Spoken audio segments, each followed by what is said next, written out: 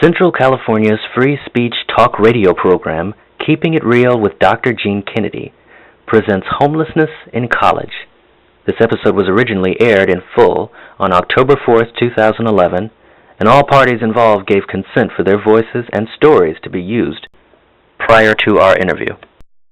What significance does family, a stable home, financial security play in the development process for these 18 to 24-year-olds? Well, I think it's very deep. I'm always going to go back and identify with myself, even though I'm 46, because at that age, at 18 to 24, it has affected me at age 46. Wow. And what that means is I have empathy and I have compassion. And one of the reasons I do is I had a dysfunctional, loving family. Now, I know that's a oxymoron.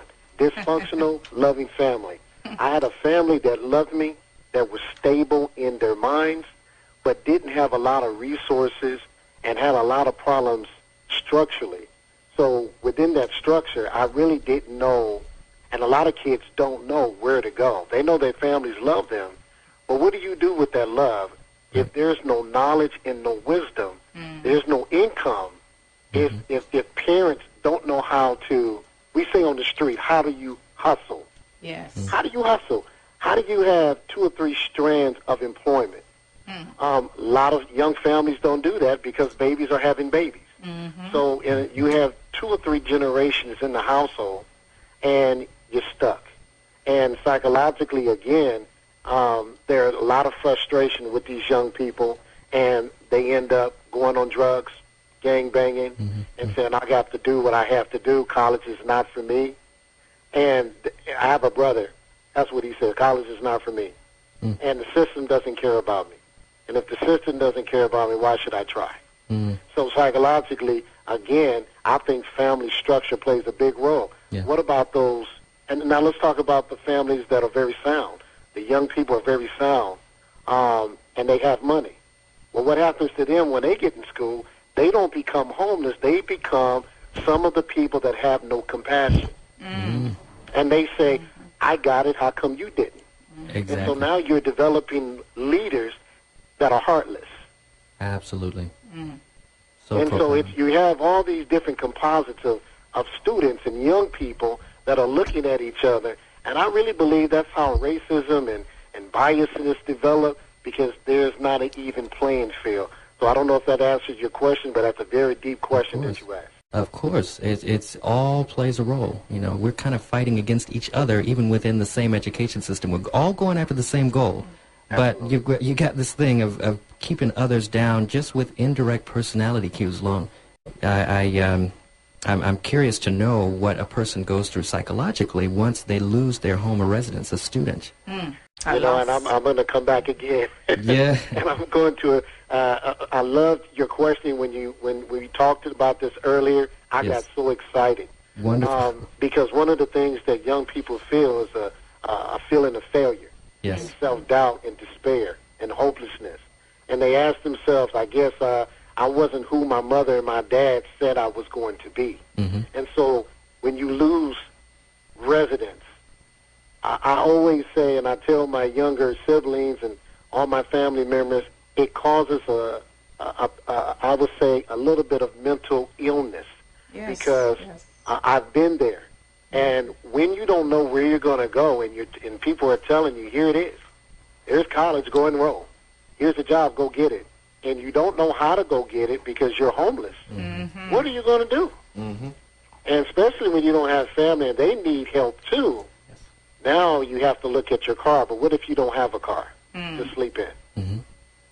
So now you have to look at a cardboard box. And I'm going to tell you, many kids that you ask in high school, when they say, I ask them, when you become a young adult, do you believe when you become grown, will you ever be homeless? And they say, not me. It's not going to happen to me. Yeah. And so when it happens, it's devastating.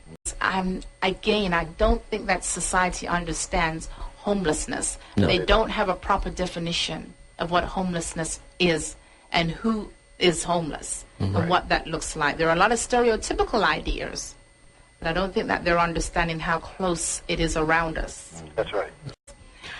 Those of you who have just tuned in and wondered where and what you're listening to, you are listening to 88.1, which is our KFCF radio station. It is the free speech radio for Central California.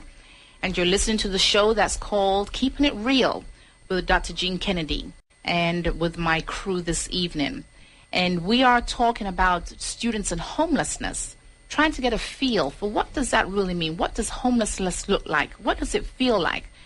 And then, of course, we now have a special guest that's calling us all the way from Los Angeles. And our brother Chatton is doing the interview with him. And we're going to continue that. Welcome again, Brother Thomas Russell.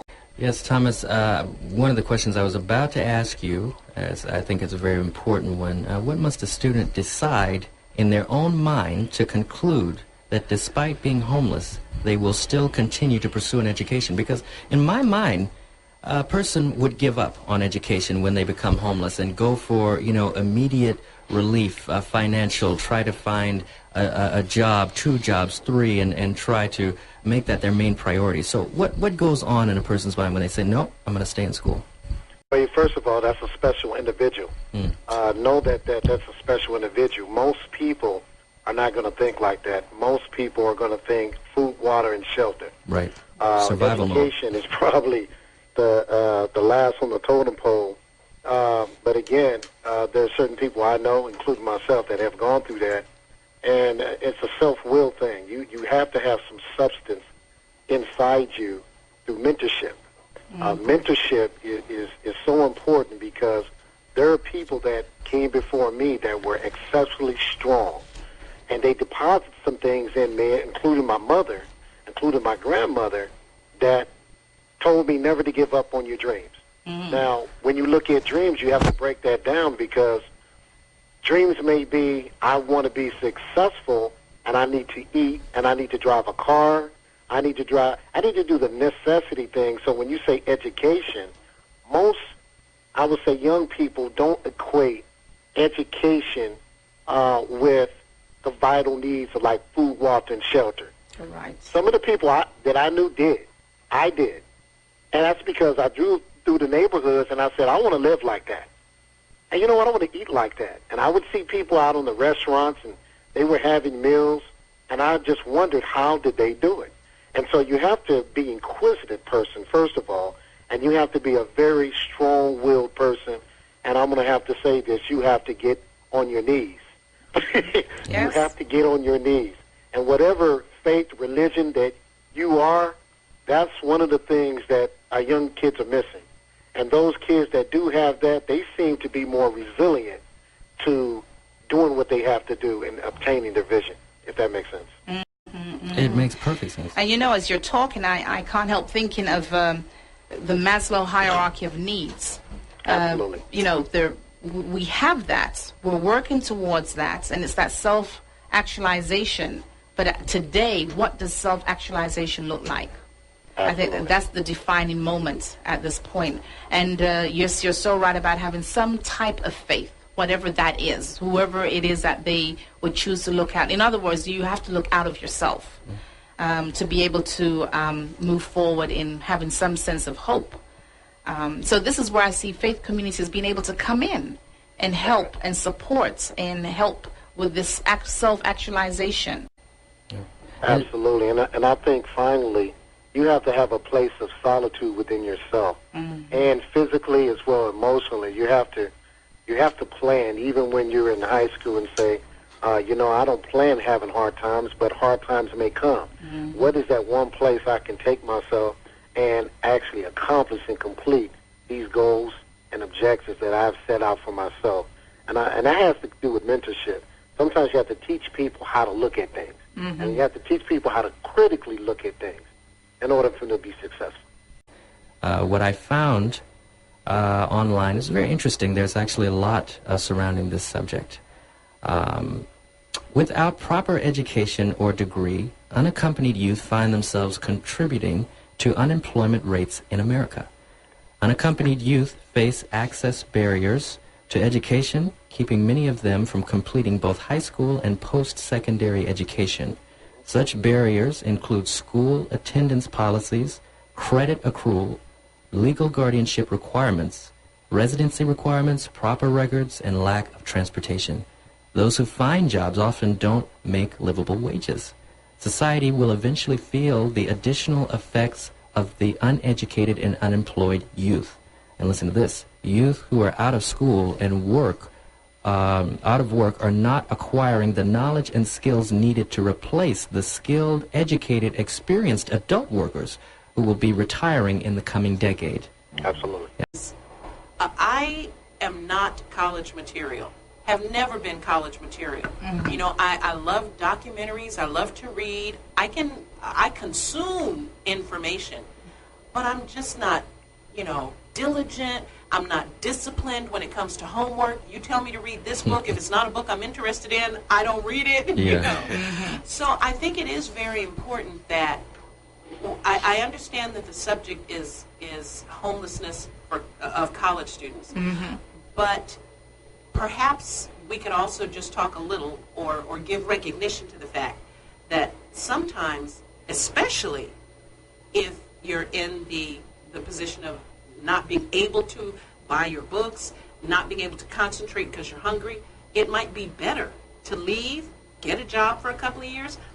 I knew I wasn't college material, so I went to secretarial school and learned how to type and got a job. And have always had a job. I mean, if you can type, if you can, you know, any little skill that you have, if you can develop that skill, learn how to paint houses. Look, everything doesn't necessarily take a college degree. Right. And once you get on solid footing, you can go back to college. That's one thing I love about community college especially. It's true of state also. But at community college, you can go back at 40 and be surrounded by people who are in your age group, because that's, you know, partly what community college is for. So no, and you make a good point. And by the way, you cannot get a room at Fresno City College without going through this lady who just spoke. And so again, so oftentimes even when you don't have that so-called college degree, I think what we do is we tell people you don't have that degree and so you're not going to have a decent job. Right. But again, learning, you've got formal learning or informal learning. Some folks, they have to be in college because they need the clout, they need a certain way.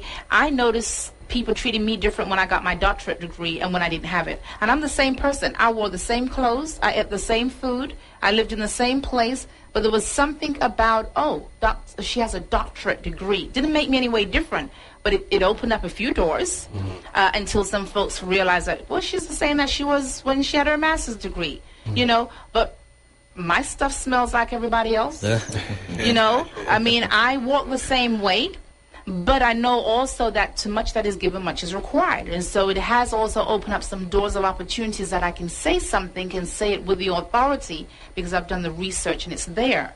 So I'm just saying that I think sometimes as parents, we put that pressure on ourselves to say all 6 of my kids going to go to school. They're going to get a degree. And the one who don't, you the one that's going out. Kick you out. You're not going to be part of my family. I want to just, the black sheep. Yeah, it just says there are statistics to support that a child will resort to survival sex within 48 hours of becoming homeless. It continues to say that taking drugs becomes a way to stay up all night without having to find a place to sleep. Once a student decides to self-medicate with drugs and make survival sex a way of life, would you imagine it to be more difficult for them to live independently once they have the option to do so? Absolutely. Let me answer that because I wrote some notes on that, and I've had a situation where I had some students. First of all, let me share that patterns are very addictive. What I mean by patterns are very addictive, a lot of young people experiment, and because they don't know who they are. Yeah. And because they don't know who they are, a lot of parenting styles in the home are not working. They don't have a lot of support. And some do have support and just are rebellious. Let's be honest with that, too. And so they go out here and the peer pressure, and they get into some things that they really didn't know they couldn't handle. And so as they become what you call addicted, you think in their minds, hey, I'll get on my own, I'll do this. They can't. Let me tell you why they can't. It's because when they go on their own, that addictive lifestyle and that pattern, that's also addictive. Keeping It Real with Dr. Gene Kennedy airs from 8 to 10 p.m. Pacific Time on the first and third Tuesdays of each month. K.I.R. is broadcast locally by KFCF 88.1 FM, or visit kfcf.org for live international streaming.